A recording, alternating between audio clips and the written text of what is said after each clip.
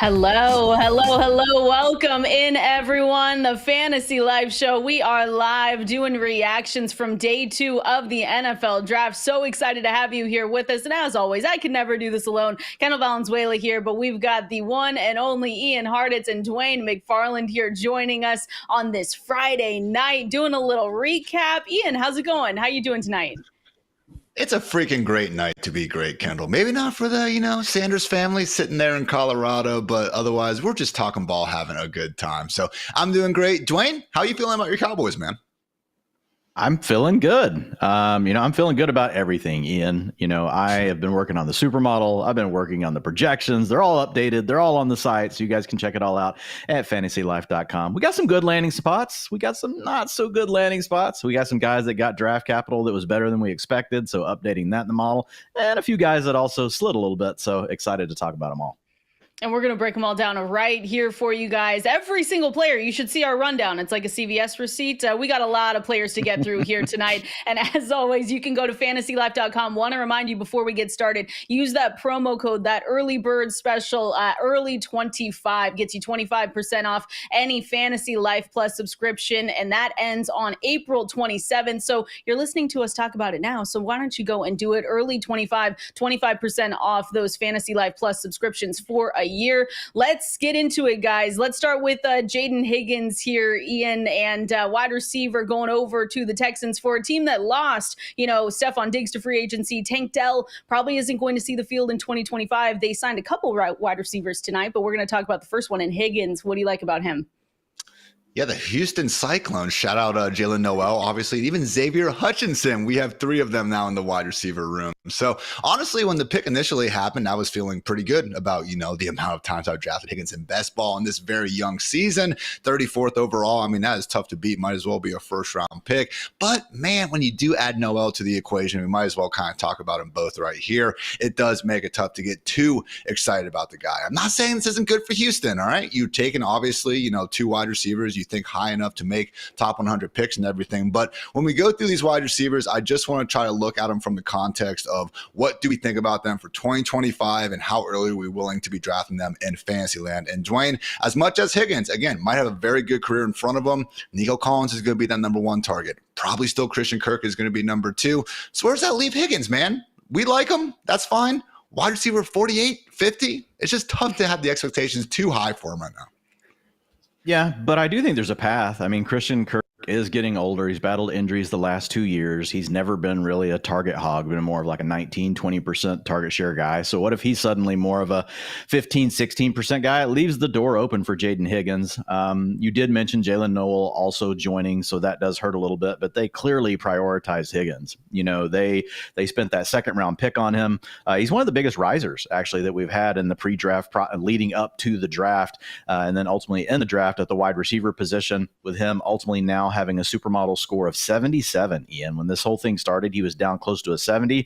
Remember whenever I wrote up the supermodel and I said, you guys are looking for the wide receiver 3s. There are no wide receiver 3s. We dropped from wide receiver 2s to wide receiver 4s. Well, we now have a wide receiver 3. Jaden Higgins actually grades out in that range. If you look at his comps in the model, 50% of them managed to be a top 36 wide receiver, 32% were top 24, 11% went on to be top 12. So to Ian's point, guys, it's fun. You can hope. We want to get excited. There is an opportunity for him to get on the field early, but these are not super high hit rates. They're solid hit rates, but a lot of these guys do end up busting. I do like him over Noel, but would it surprise me if Noel ended up getting more work than him? Not necessarily. I am going to rank Higgins higher. I did project them very differently because I think Higgins is more of a fit to immediately play outside. I feel like Noel may have to battle more with Christian Kirk for those reps inside in the slot. So I gave Higgins to start a 65% route participation, and then we'll just basically listen to mini camps and training camp, and we'll decide is he moving up, moving down. But he does have big play potential, and he's a guy that's what's funny. One of the comps in the model for him was Nico Collins. Another one was George Pickens. So kind of has that archetype that maybe CJ Stroud kind of likes Ian. There we go. Fast, great hands. I heard, he can change directions very quickly here. Ian, let me ask you really quick before we move on with the weapons added for CJ Stroud. And again, we're going to talk about more of these wide receivers. Where do you have him heading into this season? You think it's going to be the CJ Stroud of recent or the CJ Stroud from 2 years ago? just again, every once in a while, I'm having one of these just mornings that's going really well, and I kind of want to get myself back into reality. And I look back at the standings from last season and see that CJ Stroud was the fantasy QB 28. That happened. I know it was a bad season, but the QB 28, like that's how bad the floor was. So that is what you get though with some of these pocket passers, again, who just give you nothing on the ground. But again, this is one of those situations similar to what we talked about with Baker Mayfield last night. All right. You add Emeka Egbuka of the Buccaneers. Yeah, it's not great for the target shares, but it is great for the guy slinging the rock. So I think for Stroud, he's going to be in that kind of Dak Prescott, Dwayne's favorite quarterback, Trevor Lawrence B2 sort of, spot. So probably not going to go out of my way to necessarily reach for him. But hey, good matchup, streaming the right way. Weird things have happened. All right. Had to ask there before we move on because I needed a little bit of hope to start the night here. We've got some good picks at the top. Oh, do you? Oh, shout out. Love that. You're manifesting all good things from Homage, right? That's your Homage t-shirt? Shout out Homage. Appreciate you guys. There we go. We go. Send me more. Listen, Ian, please send us more. I think I have an Homage shirt under here too. Look at this. I didn't get the memo. I've got Barry Sanders. I went old school because I just felt like it's a running back kind of night. Which kind of segues to the next guy you got to talk about. Yeah, not for your Cowboys, but that's okay. We get to talk about another running back here, like you said, Quinshon Judkins, Dwain, running back now going to the Cleveland Browns, a team we knew was going to add to this backfield. We talked with Zach Jackson on SiriusXM, and he was adamant. He was like, "Hey, whoever goes in there, you're going to want him for fantasy. You're going to take over for just Jerome Ford over there." So, how do you like Quinshon Judkins and this landing spot from pick 36? Yeah, I mean, I like it. This is another guy that really climbed. He was a guy that we thought might go closer to like pick 50 range whenever everything started. So he ends up going pick 35 right at the top. We've got, a pretty clear path here to touches. Now, not necessarily a great offense, but we do have that clear path to touches. But look, he's got a supermodel grade now of 76, which is the 19th best all time in the model, Kendall. And if you look at his comps, pretty good. 65% of them went on to be top 24 running backs. 42% of them went on to be top 12 fantasy running backs in their first 3 seasons in the NFL. And 15% of them, so a sliver of them, ended up being top 6 performers. So this is a guy that where he grades out, the guys he grades out around, like there's a lot of good names there. I think that this is ultimately a really good thing for fantasy, especially long term. That's pretty good draft capital. Probably don't have to worry about them taking somebody higher than you next year. I think the real question, and that's what I want to throw it back to you and Ian, is what do we just think about the offense? And we do have another competent back here, so I'm not saying Quinshon's going to come in and just completely take over the backfield. But I do think he could get 55% of the rushing attempts this year, 60%. The question is, what is that worth in the offense that we're dealing with here? I mean, they did give the corpse of Nick Chubb 13 touches per game last year. You would like to think a top 35 pick like Judkins is going to be able to get more than that. And we have seen in the past, Stefanski actually was willing to give Chubb over 329 touches actually with Kareem Hunt still fully healthy a few short years ago. So the ceiling's up there. But to Dwayne's point, again, this offense, I mean, you were being nice about it, Dwayne. We could call this, the worst offensive environment in the league, I think, if we really wanted to at this point. So that said, you start looking at that kind of RB2 borderline in fantasy land, and we see other guys that aren't exactly dealing with the best situation. The Tyrone Tracy's of the world, Ramondre Stevenson, Brian Robinson, Tony Pollard. Robinson's a little bit different, not all the exact same circumstances, obviously, but I do think with Judkins, again, not going to probably be having that 10-plus touchdown year that we need from early down back. So, Kendall, I'm just wondering what we think we can actually get from the passing game here, okay? We still don't exactly know who's going to be quarterback in Cleveland. Probably best case at this point is Joe Flacco, which is a wild thing to say out loud in the year 2025. But I love Judkins, the player. I mean, look, his biggest issue last year was facing Mason Graham, who's now his teammate. So that's good news. But my comp has always been Gen Z, Marion Barber, RIP, one of the most fun running backs I've ever seen out there. So love the player, but man, you put him in one of the worst offenses in the league. Tough to be too excited, especially, Kendall, if Jerome Ford is still going to be catching passes. Yeah, and the Joe Flacco, it's only good for David Njoku, I feel like, for fantasy football managers. So that's the only thing we can get excited about there. But I think Judkins, no matter what, is going to be somewhat of a workhorse back in this backfield. But to your guys' point, it's like, okay, what does that mean when it's the Cleveland Browns? Their running backs ranked last in rushing attempts, 312 last season, 31st in rushing yards, 7 touchdowns on the ground. So you hope that there's a little bit of an upgrade from 2024 to now. But with it being, like you said, Joe Flacco or maybe another quarterback here sometime soon. I don't know, but that's probably as good as it's going to get. But a workhorse back nonetheless. So I feel like I'll still target him late in drafts, like us, 0 RBs. So it's just going to be a late draft ad. He came in as the running back 24, so Ian kind of nailed it, like is in the projections. 172 PPR points, 11.1 per game. That's playing 15 and a half games. I did give more of the passing down work to Jerome Ford. Like I'm assuming that he's going to get that. We'll just kind of have to pay attention to that in training camp. If he somehow takes that away, then we're in business. Then you can kind of offset some of the downside of playing in a bad offense. But I agree with both you guys. I think you're looking at a borderline running back 2 based on the offense that he landed in. I got him with 208 carries, 898 yards, 6 rushing touchdowns, but not that much work in the passing game. 22 catches for 155 and 1 touchdown. Where'd you say you had him ranked, Dwayne?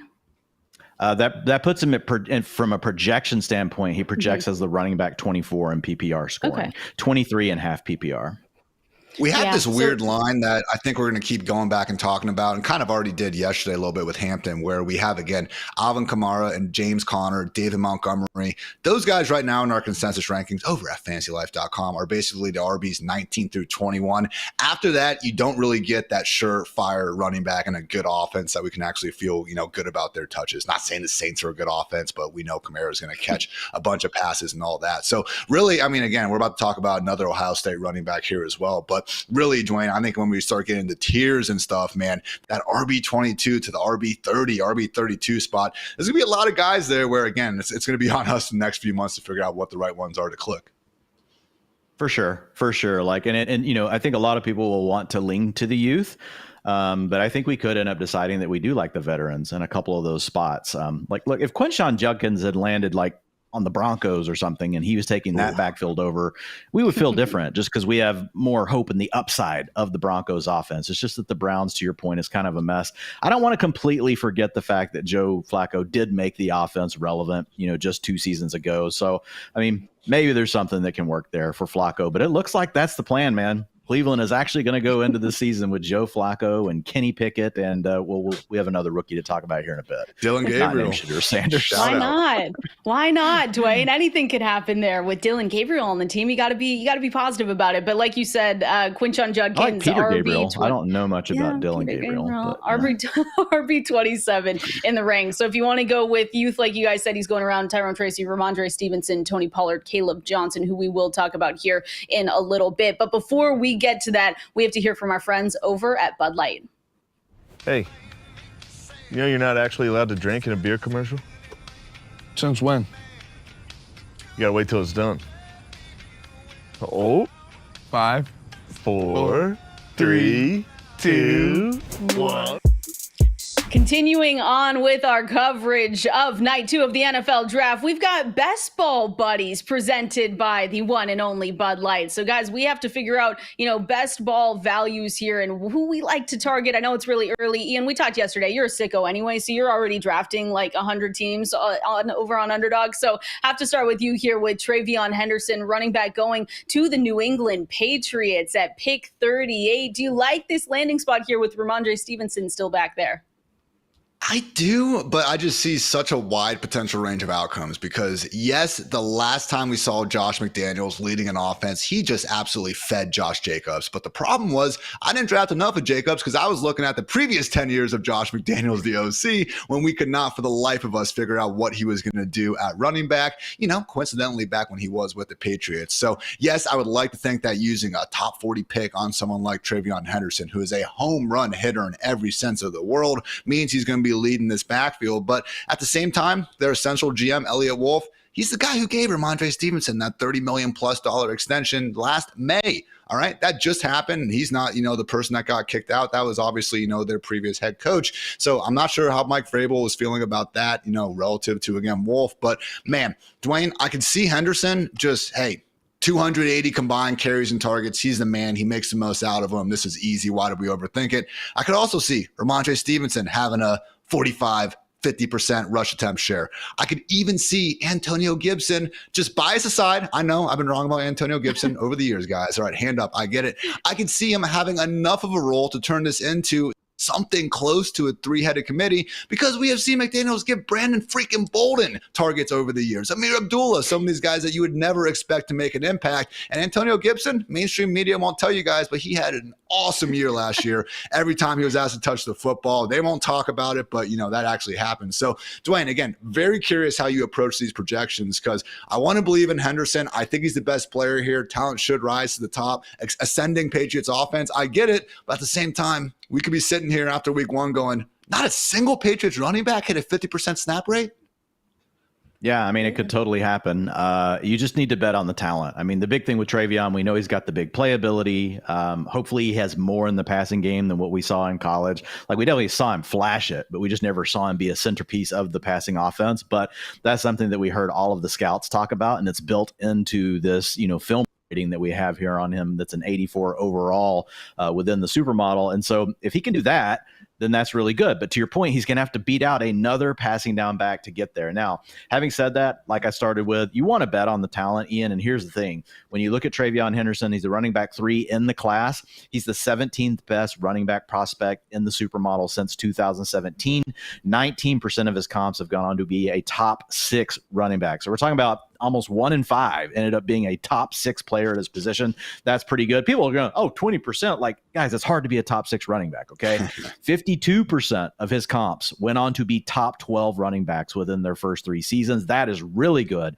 And 76% were top 24 running backs. So at least a running back 2 for you in fantasy within those first 3 years. So it's just too strong of a profile to ignore. It's going to be hard to project. To your point, I'll give you the projections. You just heard me say all that, and now I'm going to give you the projections, and people are going to be like, boo! They're going to be like, what is Dwain doing? Because I've got TreyVeyon Henderson. I've got him projected for 8.1 fantasy points per game in a PPR right now. Dwain, because I still have Ramondre. Ramondre's not going to disappear. I know, right? Boo me off the stage. I got 50% of the rushing attempts going to Ramondre.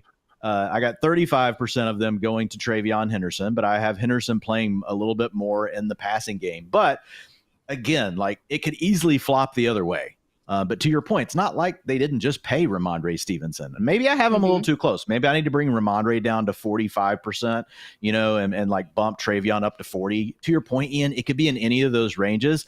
I always start off a little bit more conservative with some of these rookies, but the talent is definitely there. And just because you hear this projection doesn't mean that it means don't draft TreyVeyon. Like, I'm basically trying to give you a medium projection here based on what typically this is hard to say, what typically happens in backfields like this when you have a good rookie joining them. It's not as easy as we think. But where I do think it could become really cool is like week 7 or 8. Like, is he just so good they can't keep him off the field? And he does move into that lead running back role. And if that happens, and if Drake May does take his step forward, then you could have something really good on your hands. So I think the upside is definitely worth betting on. It'll be interesting to see where that really lands in best ball as well as some of the other formats. But I know we're talking best ball here. And TreyVeyon Henderson, I love as a best ball pick. Like, I just think there's a ton of upside.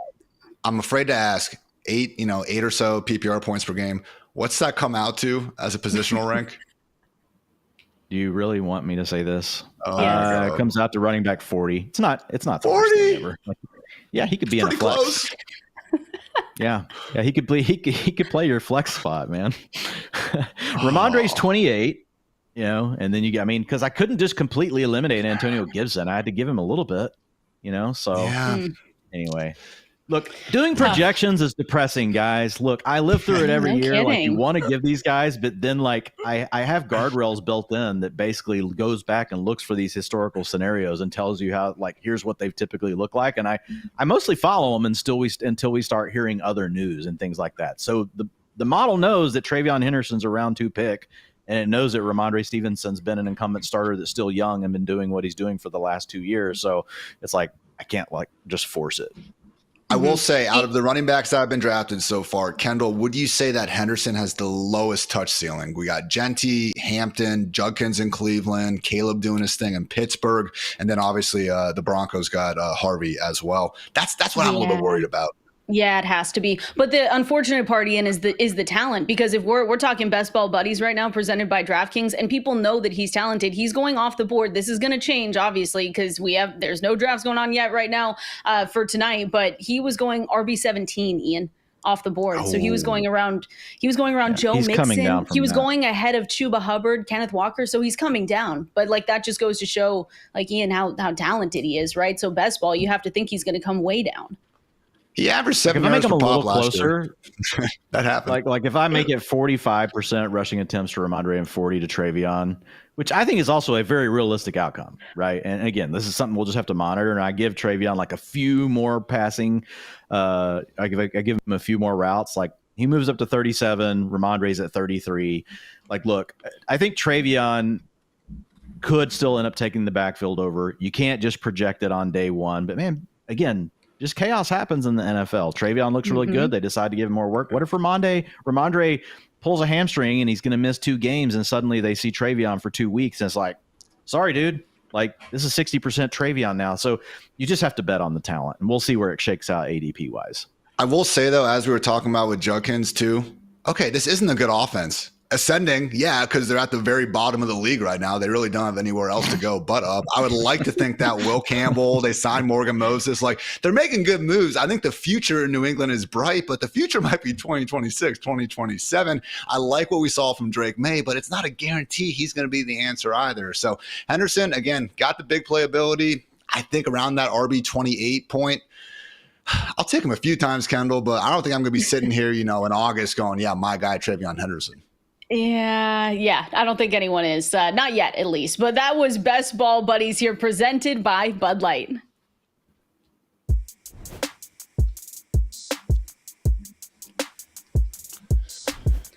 All right, fantasy football fans, sure, NFL season may be long over, but next season's action is already well underway. We're talking big trades, new signings, draft order shuffles, you name it. And all this preseason NFL action is easier to enjoy with the official beer of the NFL. So get Bud Light delivered today and enjoy every season projection, every player trade, every coaching change and draft pick with the clean, crisp taste of Bud Light, the official beer of the NFL. Stock up now for the offseason and enjoy. Bud Light, easy to drink, easy to enjoy.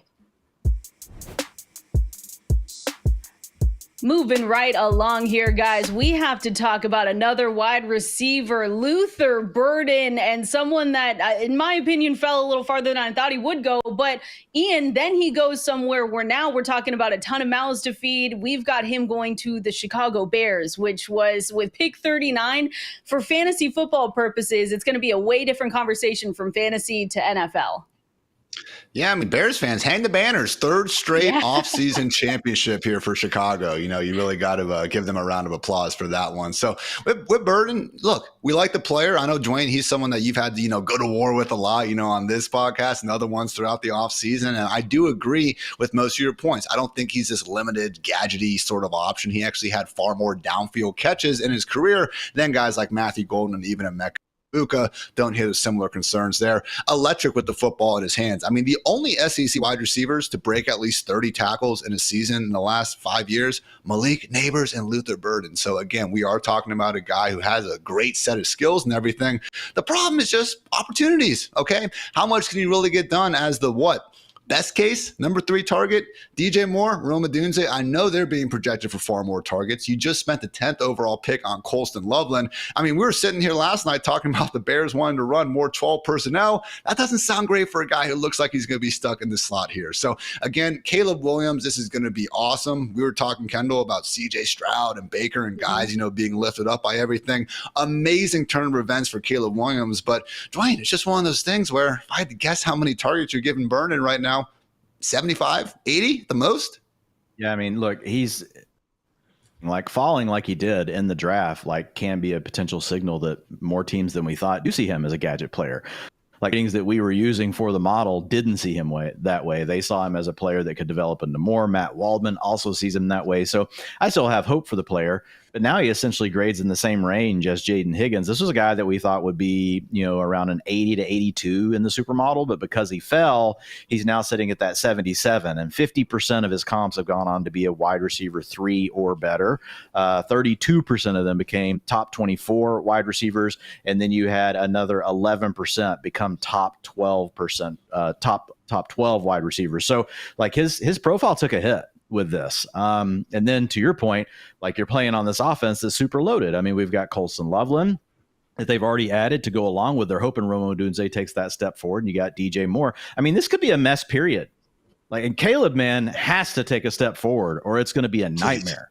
Like, because Caleb was not good last year, so Caleb is going to have to be better. Caleb is a guy that, like, I really like. I think he's due for positive regression. And just look at what he did last year rushing and didn't score any rushing touchdowns. Like, Caleb's he's gonna be better in fantasy this year. I think he's a good pick, but he's gonna have to improve as a passer. And even if he does, like, there's just so many of these mouths to feed. So to your point, Ian, like, it's really hard to give Luther Burden very much work because Cole Kmet didn't die. They're going to use 12 personnel as well. So it's not just going to be all 11. I mean, we like the fact that it's Ben Johnson. We know that you got a guy that can actually knows how to push the right buttons.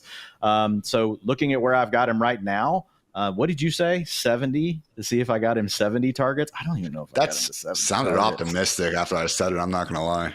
Yeah. I got him right now at 55% participation. Because they're going to play 12 personnel as well.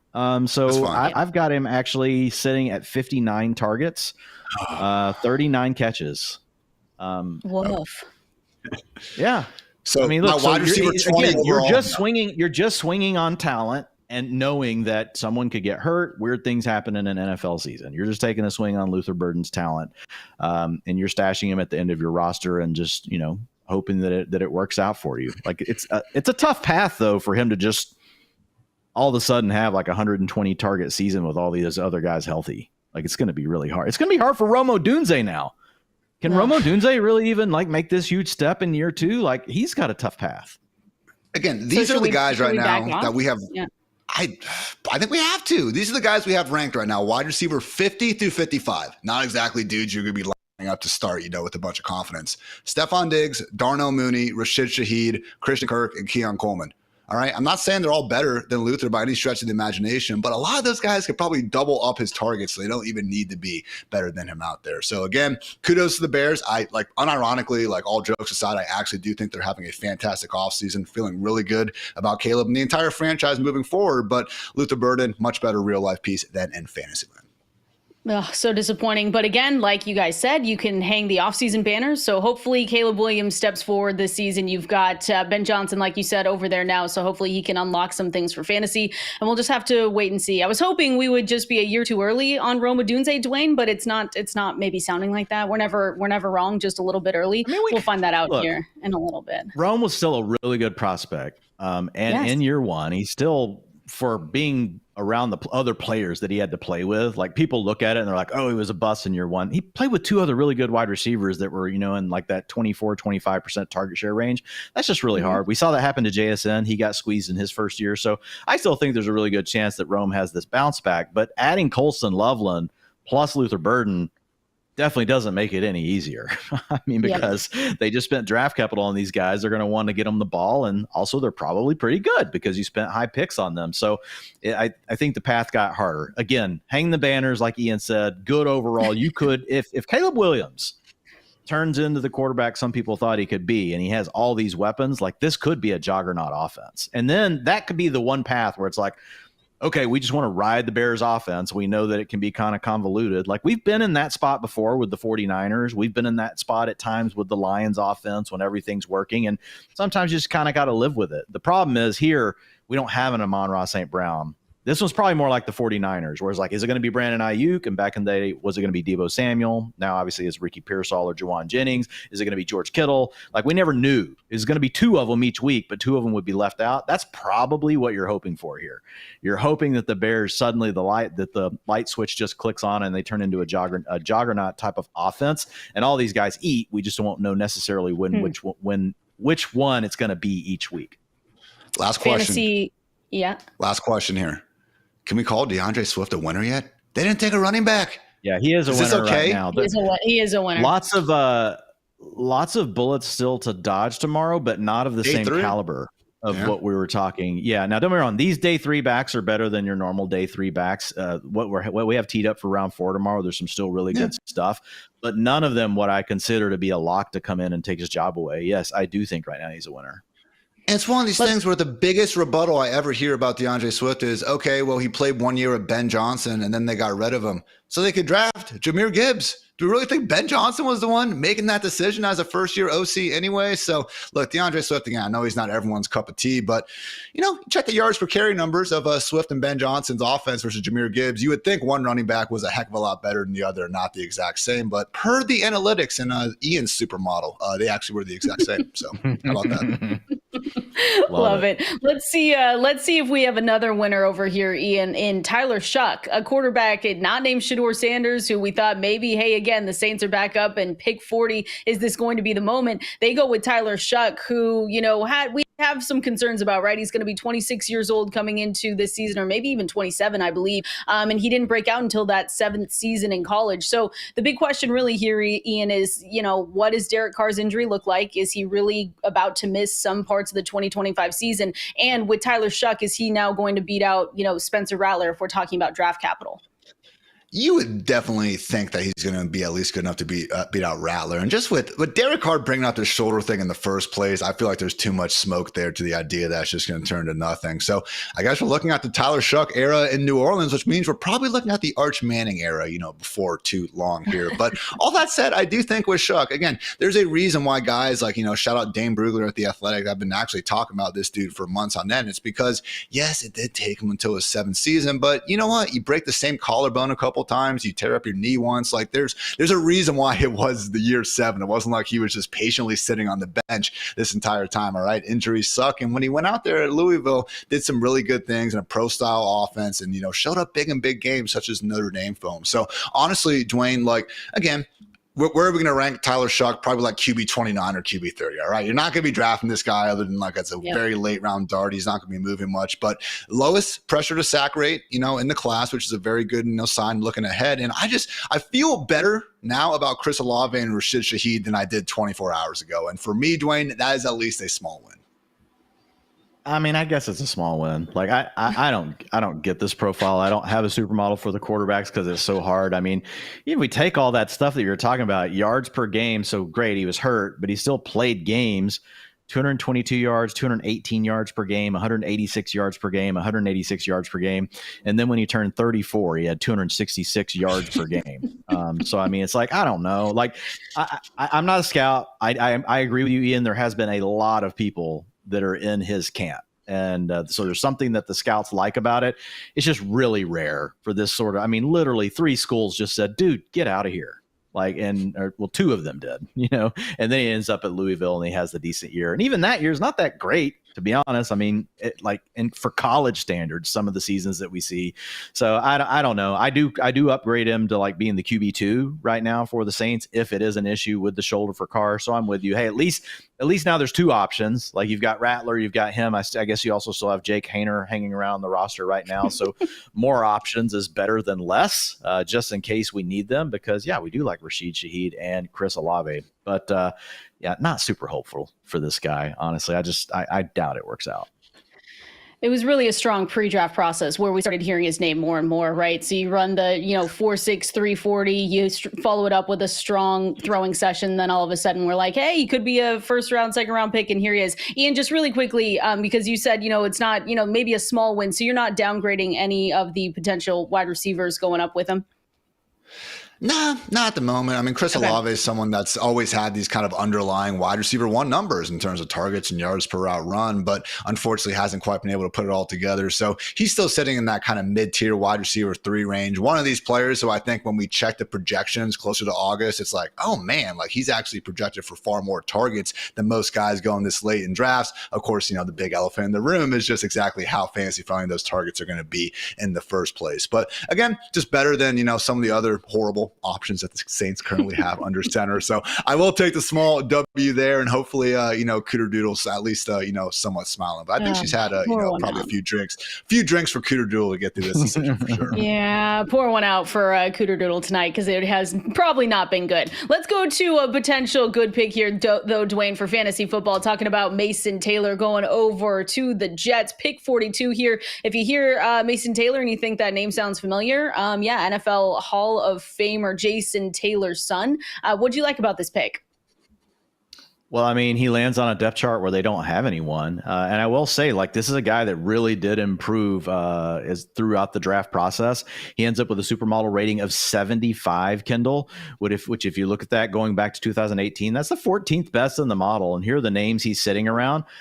Mike Gesicki, like, he's given us some things. Dallas Goedert, Cole Kmet, Mark Andrews are all right there in that range with him. Now, all of those players besides Hayden Hurst were more productive than Mason Taylor was in college. His production rating was a 72.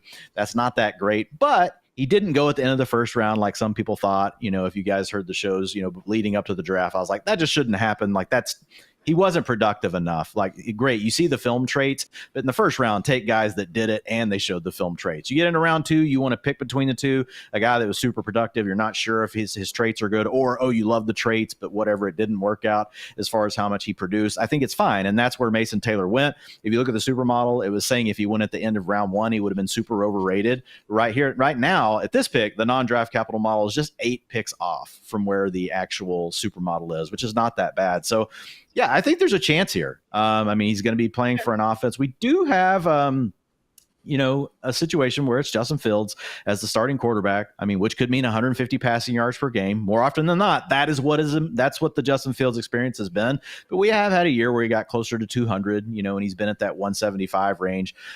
So clear path to getting on the field. I did project him as the tight end 1 over Jeremy Ruckert. Sorry, Ian. I know it's Ohio State guy, but just hadn't done much yet. So I think he has a shot to get to that 75, 80% route participation, which that enough like makes him someone that could surprise us in fantasy. The question is, can Justin Fields do more than just support Garrett Wilson in a passing offense?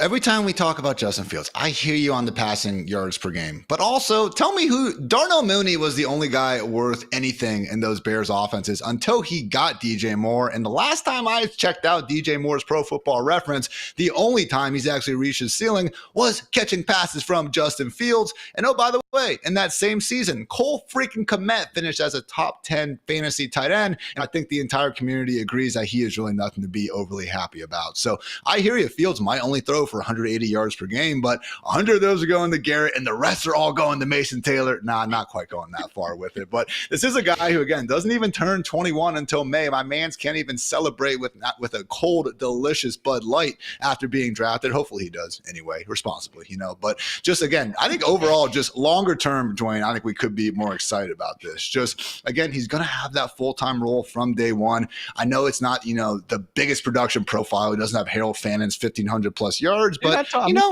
he landed in a fine range. Like he's like 2 points away from Sam Laporta. You know, he's like 2 points below Trey McBride, like in the model. So that's what I'm saying. Like he definitely improved. He hasn't shown he can do it, but if the film evaluators think it could happen, like he's fine. I think Mason Taylor is a guy in Dynasty. Like it's going to be worth looking at. Like, I don't know if it'll work out this year, but I projected him as their number 1 tight end. So I'm with you. I just think Justin Fields is a problem.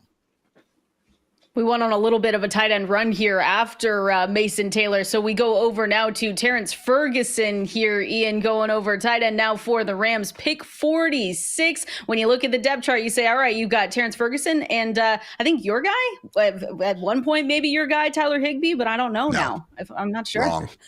Absolutely not. Kind of all due respect to Higbee, I guess. But look, Ferguson is probably going to have that starting job next year. That's when we're going to see the end of the Higbee era, if you want to call it that, with the Los Angeles Rams. But even then, over these past 2 years, bottom 4 offense and targets 2 tight ends. And one of the things we talked about with Ferguson, Dwayne, was the need for him to be in this offense to kind of use him like a David Njoku and Evan Ingram, more of like this check down option. And that's just not really all that present in the Sean McVay Rams offense. We don't see the running backs or the tight ends get too many targets because they have guys like Puka Nacua, formerly Cooper Kupp, now Devontae Adams. So I just think there's better avenues to go with the football. Nice enough pick for the Rams in real life. And hey, maybe we do end up getting, you know, a borderline tight end 1 season at some point. But especially this year, man, I'm just not too interested.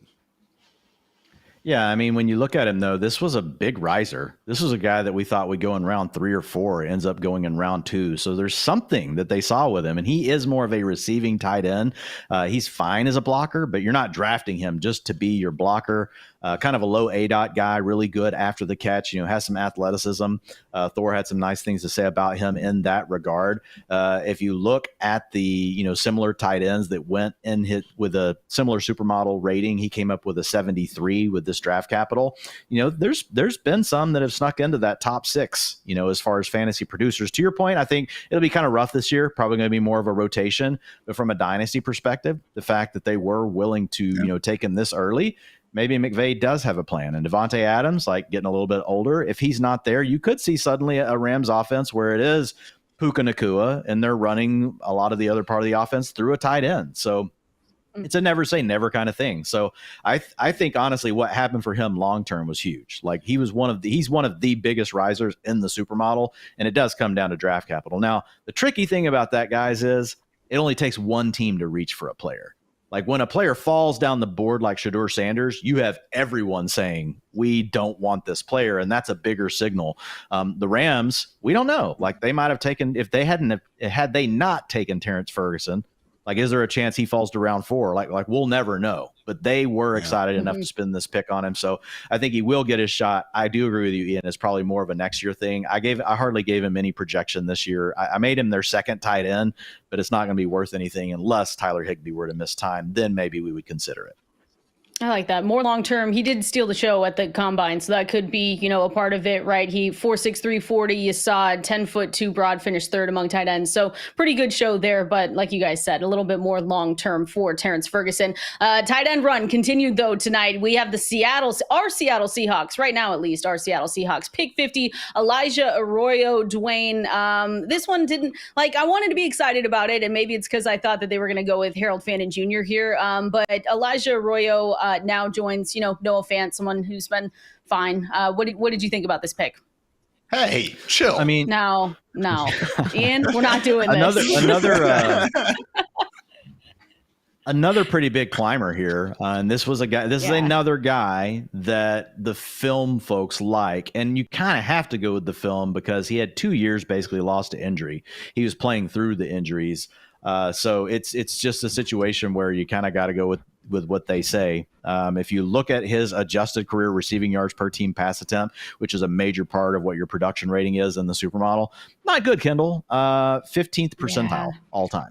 So not ideal. Now, what I can say is when he was targeted, his career targeted quarterback rating was 122.2, which is in the 77th percentile. So when he was playing and he was getting the targets, he did do some damage with it. And if you listen to Daniel Jeremiah and some of the other scouts talk about him, they do talk about the athlete that's potentially kind of lying under the surface there that we haven't got to fully see because the injuries have been part of the issue. So he's a projection pick. I think he's one of these guys that's really hard to say. I think you kind of got to throw his production rating and all that stuff out. Of course, the model's not going to. It's keeping it in there. He's got a supermodel rating of 69 overall. Not a huge hit rate, Kendall, on players like that. But again, if you do have a player that comes in that range and they're playing injured, I do think it's good to kind of lean more to the film rating. That's probably what you got to go with. And it was pretty good.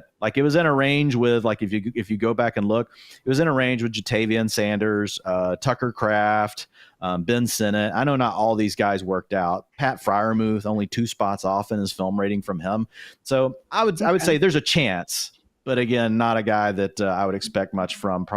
I shouldn't say that. I mean, I guess he could do something this year since Noah Fant hasn't ever really done anything. I think I put him. I'll look at the projections real quick. I know. Hey, I love it, Ian. And you've got him back there with Drew Lock. So 2 of these guys that you're just willing to hang tough on. You got them playing together. God bless you, man. Elijah Arroyo, I gave him 35% route participation. I brought Noah Fant down to 55. So I see him splitting. Then AJ Barner, he's still there. So they're probably going to use 3 tight ends. But I would say, I think Noah Fant's been around long enough and hasn't done anything. There's a sliver of a chance Arroyo takes the job from him. I mean, I think we at least have to say there's a chance. He might be gone, honestly. Seahawks could save almost $9 million versus the cap. They would only leave about $4.5 million in dead money if they do, decide to get rid of Fant. Let's trade him. Los Angeles, yeah, of course, but they can cut him into the market. Yeah, they can cut him anytime and just say that it's after June 1st. Yeah. That's the new rule. Second now, but okay, let's trade Noah Fant to the Chargers. He'll become the all-pro he was destined to be. And then we have Arroyo and AJ Barner doing their thing for the fighting Kendall Valenzuelas over there in Seattle. So I think it could work out okay enough. One cool stat here, shout out Jacob Gibbs, a great follow on the old Twitter sphere. But Arroyo actually had the fastest ball carrier time of any tight end last year, NFL or college. So that's why I'm almost wondering if they get rid of Fant, because I think it's almost like kind of a similar skill set and there's overlapping. But I like it in the middle of the field because Cooper Kupp, JSN, like they're not really threatening you too much downfield. Sorry, Kendall, Marquez Valdes-Scantling plays for you. Is that time like based team, on the actual chip stuff or that like real lytics thing? I'd have to check exactly what he was going. Because that real lytics thing, man, come on. Like, I know. I think it said Keon Coleman was super fast last year, and we're all like, no, he's not. But you can watch his film. He's more of a vertical tight end. Okay, he can actually stretch the seam and do things like that, which again is what Fant theoretically is supposed to do. So probably gonna be more of an 8th year breakout for Fant, not 7th year. I think we stay away from this whole situation in Seattle. But Arroyo, yeah, to your point, Dwain, I would not rule it out. The dude just turned 22 this month. He has upside. I think that's the one thing you can say, but that's not something that we can really hold on to in fantasy football for at least 2025, and especially for Noah Fant, unfortunately. Thanks for bringing up not only Noah Fant, but Marquez Valdes-Scantling in the same sentence, and that's just killer for me. I hate it here. It's fine. Let's go over to Trey Harris here, Dwain, wide receiver now for the Chargers, pick 55. If you would have told me, Dwain, that we would be sitting here April 25th, and that's when the Chargers would receiver, I would have said that you're lying because I thought they might go out and get someone during free agency. So what do you think about the Chargers now getting another weapon in here with Trey Harris? I think Trey Harris ran really pure here. I mean, we've been talking all along about, hey, who ends up being the lucky wide receiver that gets drafted, probably in round 2 to be the wide receiver 2 opposite of Ladd McConkey, because really Quentin Johnston, while he's made some big plays, very inconsistent hands. They don't seem to trust him. So it feels like he's falling out of favor. We do have Mike Williams sitting there, and he will be a full year removed from that injury, but he is getting older. So I immediately slotted Trey Harris in as the wide receiver 2 in this offense. Now, I didn't give him an 85% route participation or anything. I think he's still going to have to battle those other 2 guys. I gave him 70% though, Kendall. And then I've got 55% to Quentin Johnston. Then I got Mike Williams below that at 50. So I kind of have all 3 of them splitting up 2 roles. And then Ladd McConkey is the full-time other guy. But I do have Trey Harris leading the way, and I've set it up where I'm a little more bullish on him. And as we get news, from camps and everything, it's a number that we can continue to tick up. And the thing I like about Trey Harris is, he is a guy that he was good against man coverage. He was good against zone coverage. In fact, if you filter on man and zone coverage, targets per route run, he was the best wide receiver in the class. If you look at, how complete he was from that aspect, he's a guy that can really attack all areas of the field. Not the best vertical threat ever, but he can do all the things you want to do, which I think you want opposite of a guy like Ladd McConkey. So I think this guy just absolutely potentially hit the lottery. You got Justin Herbert as your quarterback. You got a wide open spot at wide receiver 2. You're a 2nd round pick. You're a guy that has things we like about you in your profile. So, I mean, right now I've got him projected, as it's a boom bust wide receiver 4. I know it doesn't necessarily sound that great, but again, there's room for his projection to continue to move up. If we continue hearing good things, we might have him projected at 80, 85% of the playing time by the time we get to the season. And in an offense with Justin Herbert, he could be a guy that could be a wide receiver 3 this year. And if we got really lucky, what if he surprised us with a wide receiver 2 season? So I really do like this for Trey Harris. I think he had one of the best landing spots for a wide receiver. I know everyone likes to talk about Herbert being, super if man, captain if, whatever you want to call the guy. But I maintain there is 4,500 yard, 40 touchdown, passing touchdowns.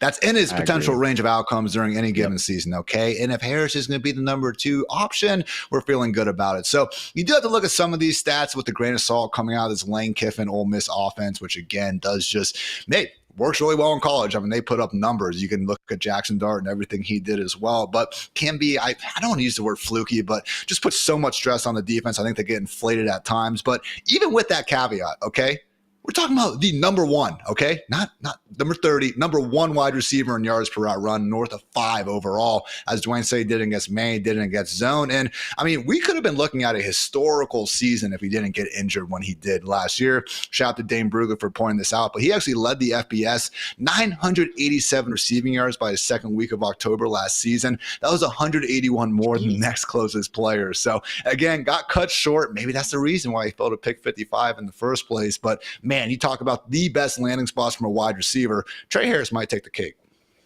Yeah, I like this one. And like you said, it was just really the iffy stuff here, Ian, is just Jackson Dart and the Ole Miss offense, right? Very, very heavy on first read concepts. And when Harris was healthy, that's exactly like he was the clear guy for them. So that's the only thing when you look at him. But I agree with both of you guys. Really, really like this for him. Coming up next, we got Jack Bech, Ian, wide receiver for the Raiders. And I know it was either you or Dwayne who sent a screenshot of the depth chart of the Raiders wide receiver room, and it was pretty gross. So what did you think about this one? I love everything about this guy. Just such a scrappy, gym rat, first guy in, last guy out sort of player. Just really shades of Cooper Kupp, Eric Decker, Jordy. Okay, I'll stop. But look, talk about another good landing spot for a guy. And I mean, I think this is honestly one of the better ones because yes, you're going to have Brock Bowers, you're going to have Jacoby Myers. And I love Jacoby Myers, but would it be the most shocking thing in the world if in 2 or 3 years, Jack Bech is actually better? I think it's on the table. So always going to have to, it's like the Arizona Cardinals and Trey McBride, like, okay, it's tough to be too overly excited about the next wide receivers because they're going to be, the de facto number 2 pass game option overall. But man, I'm feeling good about this. So Dwayne, I think, Raiders, we got Geno Smith there. Obviously going to be, I would assume, a very run heavy, run first offense. You just drafted Ashton Genty, number 6 overall for a reason. But Jack Bech, man, if we had to, before the draft, say like, where's his top 5, top 6 best potential landing spots, I bet you the Raiders would have been one. Yep. I mean, there's some overlap with what Jacoby Myers does. Like Jack Bech is a guy that most people project as a power slot. So we'll have to kind of keep an eye on that. Does that mean Jacoby Myers kicks outside and plays more outside? They're both capable of playing like Z, right? And they can come inside. Maybe they mix and match. Look, with all the too high coverage and deep safety looks that we get, teams are kind of having to adapt to just have a stronger underneath passing game. And so with Bech, he's another one of these guys that's really a complete projection. If you look at him, from a supermodel standpoint and you look at his production, while he did have that good first season at LSU that everybody talks about and what he did, like after that, it wasn't necessarily, I can't even say it wasn't necessarily, it was terrible. He has a 23rd percentile adjusted career receiving yards per team pass attempt, which, oh, by the way, gives him a lot of credit for doing that as a freshman and for all the players he had to compete for targets against. Like the model accounts for all that. So it's designed to say, whoa, like you played for Ohio State. Like we're actually going to give you credit for that and not just, bury you just because, you didn't have a 30% target share because you play with all these other good players. So Bech is already getting the benefit of the doubt from that. So again, another pure projection player, but I will say this. This is the weirdest profile I've ever seen since I ever started really working on these models, where someone had such a bad production profile, but literally every film analyst I listened to talked about this guy. Every one of them brought him up, from Matt Waldman to Ben Solak to Daniel Jeremiah may have been the guy that loved him more than anybody. I think he had him like in his top 40 or something. So, I mean, it was every scout was seeing something. So that's a good thing when you hear it's pervasive. Yeah. Now, to Ian's point, does anyone really have the guts to like rank him like as their wide receiver 3 or anything? No. But I will say this, he was like between 7 and 10 on a lot of boards, and considering like how unproductive he was, that's pretty good for where they had him rated. So, at this point, I think you have to lean into the draft capital. These sort of profiles are really tricky. They're really, they bust a lot. So you have to understand if you're drafting him in Dynasty, you really could be getting a bust. But here's the cool thing, to Ian's point, I think you're going to find out really quickly. Because like if I were to read the, we could probably play trivia and we could offer to give away like $1 million and you guys would not be able to name these guys. There's a Ramil Keaton, Christian Wilkerson, Alex Bachman. I think Alex Bachman, I feel like won like probably won like a trivia championship on Jeopardy or something. And then there's a Tyreek McAllister. Like these players, like, yeah, that's the depth chart. I mean, you got Trey Tucker. Most people probably know him from Texas. I only know him because he's from Texas Tech, and that's where my son went to college. But so yeah, it's wide open. Like I think Bech takes over like a starting role, like right away, to your point, Ian. Obviously, Jacoby Myers, you got Brock Bowers, they're going to get theirs. But the opportunity is definitely there. So I'm with you. I think this is one of the better landing spots. And now we got Geno Smith. And we know Geno Smith showed, man, last year with Jackson Smith and Jigba. I know everybody looked at his breakout and we love JSN, but man, Geno was dropping balls into him where he was barely open. So like he'll throw the ball to this archetype if he turns out to be this power slot that everybody's building him up to be. Geno Smith got too much hate. Let Geno cook now with Pete Carroll and the Las Vegas Raiders, and let's see what happens. Let's see what happens over there. Let's go to another pick where we were waiting for the Denver Broncos to select their running back of the future, because really, Ian, that's another one where you look at the depth chart and you say, all right, whoever they draft, we are going to immediately want to target in fantasy football. They go out and get RJ Harvey, pick 60. Does he fit that profile where you just say, hey, you know what, it's his backfield, and you just move forward? I mean, we got to be thrilled about it. When we were talking through where could be the best possible landing spot for Ashton Jeanty, I said the Broncos, because you have PFF's rating second-ranked offensive line. Bo Nix showed that he's capable of, engineering a top 11 ranked scoring offense. Sean Payton's history. They haven't had any running backs in Denver that I think that we would actually call, this great pass catcher over the last 2 years. That hasn't stopped them from still ranking first in RB targets. So if you can get someone to actually take that entire situation over, I mean, the ceiling is the freaking moon in fantasy land. The tricky part is if RJ Harvey is going to be the guy to actually take it all over, because Dwayne, we see some amazing running backs for Sean Payton. I get that. The Alvin Kamara's, the Mark Ingrams of the world, Darren Sproles, and there were some random guys before that. It hasn't always been very cut and dry though. Okay. Look at the Denver Broncos over these last 2 years. And I understand they weren't exactly dealing with these amazing running backs, but we're talking about second round draft capital here. Okay. That's cool.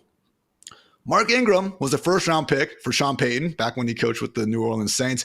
He averaged just over 10 touches per game his first 3 seasons, because things like Pierre Thomas, Chris Ivory, and yes, Darren Sproles, who is a dog, I get it, were also in the equation. So I would like to think that RJ Harvey, who, let's face it, doesn't even need 400 touches here, if he emerges as the main pass-catching back, I mean, that's probably going to be good enough in full PPR to get the job done, which is great. But I'm just hesitant in assuming that Jaleel McLaughlin and Audric Estime are going to completely disappear, all right? So again, incredible landing spot. I would have said the Broncos and Cowboys for any running back. I mean, we'd be hyped about, and accordingly, we should be excited about RJ Harvey. But it's just one of those things where if we're looking at, again, that line, Dwayne, Alvin Kamara, Breece Hall, James Conner, David Montgomery, them or RJ Harvey, again, it's going to be tough. Yeah, I mean, I still have him playing a bit of a committee, but I gave him the lead. But I think Audric Estime is kind of like, he's a good complement to this style of back that we have with RJ Harvey. So again, another one that we'll have to really track through, training camp. I think the nice thing you get with Harvey, 21% of his carries went for 10 plus yards. That's something that Denver needs, right? So they do have a couple of smaller backs that give them some of that. But I mean, Harvey, even though some people say, oh, he's small, I mean, he's 205 pounds. So he's bigger than the other complementary backs they have on their roster. So I think what we're hoping for here is this turns into a deal where it's Harvey and Estime really between those two. And ultimately that Harvey is so efficient on his touches that they just have to be like, all right, we're going to make you more the lead. We're still going to give some to Estime to keep it off your plate, but we're going to make you the main guy. I think the real question here is like yards per route run and all those sort of things look pretty good for RJ Harvey, but he never was like an electric target earner in college. Like his best target share was 10%. Targets per route run for his career, which is a pretty telling number, was 15%. The number that I use for the supermodel is your best receiving yards per team pass attempt, came in the 42nd percentile. So not even at the middle of the pack. So when I hear these folks talk about what an electric receiver RJ Harvey is, I'm not saying that he's not. When you watch him, I think that it's potentially in his wheelhouse, but he hasn't shown it yet in college. He did not show that yet, that he can be very consistent in that factor. Now, going to Sean Payton, we know there's really no other coordinator in the NFL that creates more targets for his running backs. And it doesn't even matter if you're that great as a receiver. It helps if you're Darren Sproles or Alvin Kamara. That adds a whole nother layer where he can do so many more things with you. But even if you're more limited than those guys, like this is the one spot you can go where you'll look up and be like, wow, that guy's got a 25% targets per route run, and he'll never have that again in his career, like on another team. So I do think there's a potential vision here for Sean Payton where he's wanting to use him more as that guy that he can get the ball to around the line of scrimmage, get him in space, let him use that explosive playmaking ability. just say real quick, and folks, if you want to check this out, you can see it over at fantasylife.com for free. But I also put some of these out on Twitter tonight. And major hat tip to our graphics design guy, George. He does amazing work. So you're actually going to see these things if you go to my Twitter feed, and you'll actually see that they're animated, like the things all pop. I think it's pretty cool anyway. So RJ Harvey, if you look at his he's number one. He's the 40th best prospect in the model since 2017. He's the running back 5 in this class after getting this draft capital. Remember, we thought RJ Harvey might be a 4th round pick. And so he really got a boost here. Sean Payton did fall in love with him, but 8% of his comps ended up being top 6 running backs in their first 3 years. 20% were top 12. But here's where it gets really good. 49% of them were top 24. So that's pretty good. 70% were top 36 within their first 3 years. So I think you're really looking at a borderline running back 2 based on these profiles. But if he were to run really pure and he is this electric playmaker at the next level and Sean Payton unlocks him, like, you got a chance to have more of a high-end running back 2. But I think I would look at him as a borderline running back 2 right now. And that's the way I would be approaching him in drafts, probably somewhere around that range. And that's essentially where I've got him projected right now, Ian, is right on that borderline. But I'll tell you this, Quinshon Judkins grades out better as a dynasty prospect. But if you were making me pick just this year, I think I lean RJ Harvey, because if I'm going to catch lightning in a bottle in 1 year, I like the Broncos offense more. But interested in what y'all's thoughts are. You could argue him ahead of everyone other than Genty. Again, this landing spot is that freaking good. Dynasty-wise, I hear you. I do think RB5 is probably a bit more reasonable there. This is a guy who, again, we were not expecting to necessarily go this high in drafts. But, hey, just one of those things, man. You said upside RB2. If we're sitting here after week 1, Sunday night show, and he has a 70% snap rate with the Broncos, man, we're probably going to be ranking him as a top 10 running back that following week. So I hear you. I'm a little bit hesitant as well, and just assuming he's getting this pass catching role. I mean, he caught 22, 19, and 20 passes in 13 games each over these past 3 seasons. Like, again, good traits. I get it. I'm not saying he can't catch the football and everything, but we need to see it unlocked a bit more. But really fun to watch. You know, I know Trevor Sycamore, one of the better draft analysts out there, gave him the Bucky Irving comp. So anytime I hear a guy's running the ball like Bucky Irving, and you can see it, you know, in his film and highlights and all that as well. A lot of fun. So kudos to the Broncos. Got themselves a fun running back. We'll see how many times he gets to touch the ball. There were a lot of backfields that we circled and we said, hey, the Broncos, the Dallas Cowboys, looking at the Las Vegas Raiders. There were a lot of teams, the Bears, like we said, hey, when they add someone, if they add someone, we really want to go and target them. So it feels like the same thing with RJ Harvey here to the Broncos. Projections, though, I want to remind everyone, fantasylife.com. That is where you can go and get this early bird special that we have going on right now. Fantasylife.com. Use code EARLY25. Gets you 25% off any Fantasy Life Plus package right now through April 27th. So that does end in just a couple days. But if you've been thinking about it, we can't tell you everything, but the upgrades we have for 2025 coming up here are absolutely incredible. And you're going to want it because it's going to set you apart from your league mates. Fantasylife.com, early 25, EARLY 25, 25% off Fantasy Life Plus packages for 1 year. So make sure you head over there. Continuing on here, Ian, Harold Fannin Jr., tight end going. I think we all typed in boo. We said boo in our Slack chat. We said no, we didn't like this.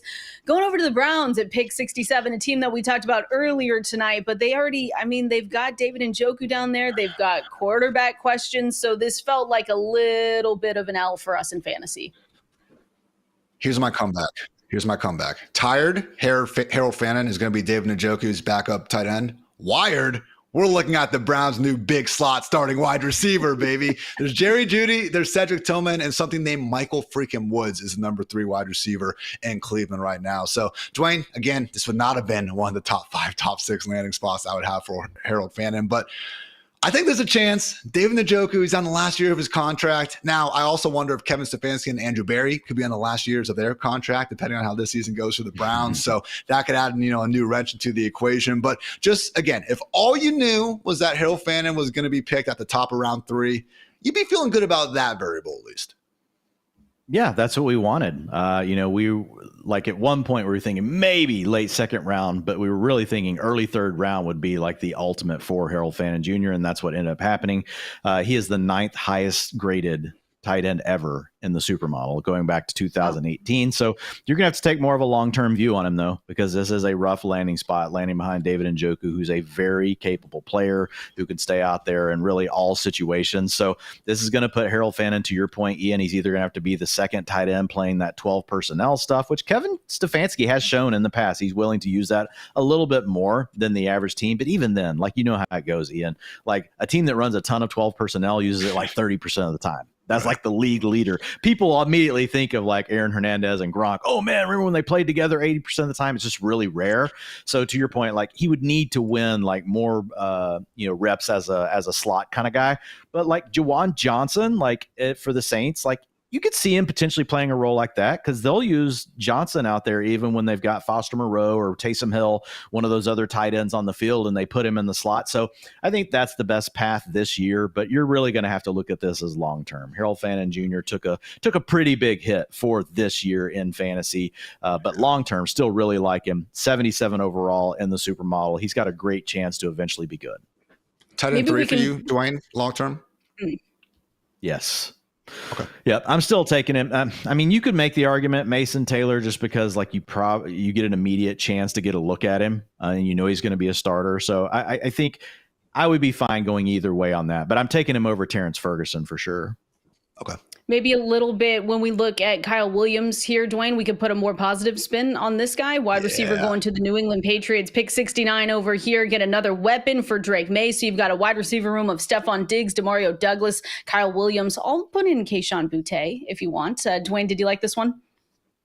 Yeah, one of the biggest risers in the pre-draft process for a wide receiver ends up going pick 69 here. When I first wrote the supermodel wide receiver version, he was an undrafted free agent. That's what he was projected to be. So good for you, Kyle Williams. This is a massive move up the board. He now has a supermodel rating of 69, which people are like, oh, that's not necessarily great. Look, guys, it's in a range where you got Deontay Johnson sitting there.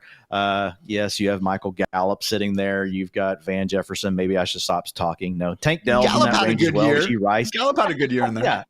Yeah. I mean, so look, it's a mix. You get to a range like this and like your hit rates, they're going to go down, but there are definitely players that were in this range that have been good. So looking at Kyle Williams, I think the big thing for us, Kendall, is he does get the landing spot. I mean, if we look at this with New England, like what's standing in his way? Like we've done the Demario Douglas thing. Yeah. Nice slot wide receiver. We know Hunter Henry, old tight end that's going to get a 17% target share. Austin Hooper's there. But there's no one to stand in his way other than Stephon Diggs, who's coming off the injury. So we're going to slot Stephon Diggs as the wide receiver 1, but it's hardly a slam dunk at the age that he's at coming off the injury that he's really going to be great. So this is another one of those situations where we talked about it earlier with Trey Harris getting to play with Justin Herbert. We don't know that for sure about Drake May, but I think we saw enough last year to feel positive about it. And we know that they need someone to get the ball to. So I think this is actually one of the better landing spots that we see for a wide receiver. So I immediately slotted him in as the wide receiver 2 for the Patriots. Wide range of outcomes here, again, because you have a wide range of outcomes on the prospect themselves, but like he could be a wide receiver 2 in fantasy football this year if he ran really pure. I'm going to project him more as a boom bust wide receiver 4, but I do think he has wide receiver 2 upside just because like there's not a lot there to challenge him, Kendall. Yep. I want to be drafting this guy at that wide receiver 4, wide receiver 5 price tag. Because again, you see the Juwan Jennings, the Ricky Parasauls of the world. Like those guys aren't even ranked inside the top 36. So it's going to be tough to be too hyped about Kyle Williams immediately coming out. But you can actually go through this scenario in your head where, again, like where some of the wide receivers are about to talk about, it's going to be a lot shorter because we have nowhere near the same, level of upside there. But with Kyle Williams, we believe in Drake May. We believe in the target share. And we believe in the talent with a lot of people, including Chris Sims, who is all over Brian Thomas Jr. and Malik Neighbors actually being ahead of Marvin Harrison Jr. last year, actually has Kyle Williams as his number 2 wide receiver overall. So I do think that, when you look at Drake May's kind of DGAF, Justin Herbert-esque at times mindset, willing to throw the ball downfield, can make every throw in the book. That goes really well with Kyle Williams. So I hope Stephon Diggs is back just fine from the ACL, but getting a bit older, God forbid he's at least not able, I don't want to say he goes down, but maybe just not functioning at his usual powers. I mean, it's not out of the question for Kyle Williams to actually lead the Patriots in targets. And hey, Drake May starts playing like the guy everyone knows he could be. Yeah, I think big things to happen here. The Patriots needed a couple things, speed and separation at wide receiver, and that's what they got in this guy. So I like it too. I'm with you guys right there. Continuing on, another wide receiver taken, not only taken, Ian, but you had a few trades for this guy. It's Isaac Tesla going to the Lions, made a trade with the Jaguars to move up to the 70th overall pick, and they got yet another wide receiver. So what are your thoughts there? 6'4", 214, runs a 4.4. If you're into relative athletic scores, that's the 11th best of any wide receiver since 1987. I don't know who he's going to take targets from other than Tim Patrick, but hey, Lions are a pretty smart franchise, so I'm not going to say it was completely bad. But 3 third-rounders to trade, man, that's just pretty crazy. So again, not someone we're going to really care about in fantasy this year. That said, Dwayne, maybe JMO is out of the picture after, another year or two. I don't know. Yeah, I don't understand this one. It's another one that film people like, but I mean, it's a 75 film rating. Like his production rating is a 62. His adjusted career receiving yards per team pass attempt over expected is minus 0.15. Like he's 14th percentile. And when he was targeted, 45th percentile. So production rating is absolutely terrible on this player. But again, another guy that the film people like. This is going to be a very interesting year for case studies of these players that were not productive at all, but the film community did like them. And it's always interesting to see how those work out. Sometimes they do. But yeah, I think this is just trouble right now. I mean, he worked primarily from the slot in college. Maybe he kicks outside and takes over the role for Tim Patrick. That's kind of where I put him, battling Tim Patrick for reps outside. But Amon-Ra St. Brown has the slot on lockdown. But I will say the Lions have been pretty good at drafting these last few years, and they like this guy enough to give away multiple draft picks. And I'm just a nerd, who just barely moved out of my mom's basement. So what do I know? They do have an eye for finding talent. So that's the one thing that you can say here, but not a big guy that we're going to look at for fantasy football. Unless you ask Thor, this was Thor's guy coming into today. So he's pumped. He's pumped for him to go to the Lions. So you can talk to him about it later. Let's go over to Pat Bryant here. Dwayne, anything with him going to the Denver Broncos? They doubled up on offensive weapons day 2, but when you look at the depth chart, you've got Cortland Sutton, Marvin Mims, Vele, Troy Franklin, then Pat Bryant. Big riser. Sean Payton's not afraid to reach versus what mock drafts say. He did it with RJ Harvey by over a round, and he did it over 2 rounds on Pat Bryant with where his expected mock draft capital was ahead of the process. Now, as we get into some of the later round guys, it's not always as accurate, but it's generally speaking pretty good. It's not that far off. So obviously there's something that the Broncos like about it. Of course, anytime you hear about Owen Payton, you immediately hear, it's the new Marquez Colson. That's what we heard last year about Devon Vele. So, I mean, I don't know. It's over and over that I hear that's the new Marquez Colston. So Pat Bryant, the thing I think you can say, Kendall, is Vele didn't stand out last year. Franklin didn't stand out last year. Marvin Mims, yes, stands out when he's on the field, but can he really earn a full-time role? So technically speaking, the wide receiver 2 role behind Cortland Sutton's wide open. And so I think that's something that we do have to pay attention to here with Pat Bryant. 204 pounds, 6'2". So, I mean, he's not quite as big as what we had with Marquez Colston, but a 68 rating in the supermodel, not going to have a super high hit rate, but there is a chance because that wide receiver 2 role is wide open. So this is one we'll definitely be watching in training camp. Yeah, great landing spot, so we can't exactly write the dude off just yet. And, obviously made plenty of big plays. A lot of game winners last year doing his thing over there at Illinois. So Thor 500, make sure you guys keep checking that out. Comped him to Brian Edwards. And once upon a time, a Raiders beat writer comped Brian Edwards to Randy Moss and Terrell Owens. So I'm not saying the Broncos got the next Randy Moss and T.O. combined, but, maybe someone else will. Put it on a graphic. Who says no? Let's just do that right now tonight, Ian. From Ian Hartitz. Well, let's get your take then on Jalen Noel, wide receiver going to the Texans at pick 69. We already talked about the Texans tonight because they, again, loaded up. We talked about Jaden Higgins. You've got a wide receiver room too with Christian Kirk, with Nico Collins. Jalen Noel comes in. Do you like this? Could he do anything for us in fantasy in 2025? I think he's there to take Christian Kirk's job next year after Kirk is going to be hitting free agency. So I think Dwayne was spot on with Higgins being the more likely starter. Unfortunately, with Noel, I think he's a year away. Yeah, I echo those sentiments, but it's a nice player. I mean, comes in with a supermodel rating of 69. I know people will be like, oh, that's not necessarily that great. But again, another guy film people loved. We've got a film rating of 79. Remember, everything in the supermodel is on a scale of 50 to 100. So that's a pretty good score. And he was good enough in his production, had a production rating of 74. So this is a guy that I do think in the future. And look, John Mechie just hasn't really come around. Xavier Hutchinson, some of these other guys that they've been trying to let have a chance haven't been able to step forward. So I think they're ready just to turn the page, right? They know they've got Nico Collins, and now they're going to let Jaden Higgins battle it out along with Christian Kirk and Jalen Noel. And again, I wouldn't completely rule it out, Kendall. It could be a name that we're talking about on the waiver wire because Christian Kirk has battled injuries the last 2 years, and he's not quite the same player that he was just a few years ago. So I would say there's a sliver of a chance that this is a guy that we're talking about as a I say we, Kendall, writing that lovely waiver wire article that she writes on every Monday morning for all of you that you got to make sure you're reading. It could be a name you could see Kendall writing up at some point this season.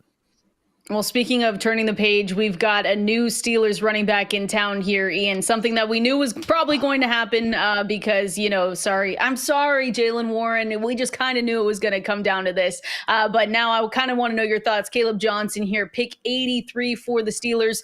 A committee, 1A, 1B. What do you see this looking like? I think he steps right into the Najee role, honestly. I mean, shout out to Yahoo's Nate Tice. His comp for him was actually Honey, I Shrunk Derrick Henry. Now we have Arthur Smith there. I mean, this is really schematically the perfect situation. We're talking about 299 touches that Najee had last year that are now up for grabs. And I just don't really see Arthur Smith handing most of those to Jalen Warren. We even saw him again splitting things between Tyler Algier and Bijan Robinson for crying out loud. I don't know why it'd be any different now. So again, Dwayne, I know on the one hand, you kind of nailed it with the supermodel. Like we did not see Caleb Johnson get this, mid-round 2 draft capital that a lot of people thought was going to be on the table. But man, this dude ran hot with the eventual landing spot. So honestly, again, just compared to guys like Judkins, Henderson, and even Hampton, like there's a chance that Caleb racks up more touches than them. I'm not so sure what they're going to be worth in the Steelers offense that hasn't had a great offensive line. We still don't know who's going to be their quarterback at this point. But hey, if Caleb ends up showing some of that, big play, breakaway ability, Thor's got the Arian Foster comp out there, there's a chance that, Caleb runs pretty hot in 2025. Yeah, I mean, the supermodel did say that Caleb was one of the most overrated prospects in the class, but that's only based off of where mock drafts were saying he was going to go. And where he ended up falling to, he's in a much better space where it's like, okay, now he's in line with where the model thinks that he should be. He's ultimately the running back 9 right now in the model, but if we were to see Cam Scatabo, if we were to see Dylan Sampson fall past pick 125, he would technically climb to pick 7. But if those guys go before that, they're going to still be ahead of him in the supermodel this year. But here's the big thing with him. Like if we just look at the hit rates for it, Ian, historically, guys with his profile with a supermodel rating of 75% have gone on to be a top 6 performer within their first 3 years. So I'm saying there's a chance, 10% top 12, 55% of them went on to be top 36. So this is not a for sure profile, but to your point, the landing spot is absolutely it couldn't have gone any better for him. I think that obviously Jalen Warren still keeps all the passing down work. And I think there's a chance like Jalen Warren really does battle him. People think Jalen Warren's like this small scat back. Dude has size. I think there's still a chance Jalen Warren beats him out for the job. But right now, I'm with you. I gave Caleb Johnson 52% of the carries in this backfield, 36% to Jalen Warren. He was at 28% last year. So, I mean, he does project pretty well for the rushing workload. That's 935 yards and 7 rushing touchdowns that I have right now for Caleb Johnson, getting plenty of carries in the Arthur Smith offense. Again, most of the passing down work still going to Jalen Warren. Remember, that was also an issue in college for Caleb. He can catch the ball, but he's not good in pass pro, and he's not someone that you're going to really use anything other than for a check down pass. So I think he's probably mostly off the field as a receiver this first year, but I do think he has a good chance, to your point, to take over the majority of the early down work, and that's kind of how I got it projected right now. He would come out as the running back 32 overall in PPR. He goes to 27 and half PPR. Just so you know, Jalen still grades out slightly ahead of him in PPR because of keeping that pass down work. It's not the same though.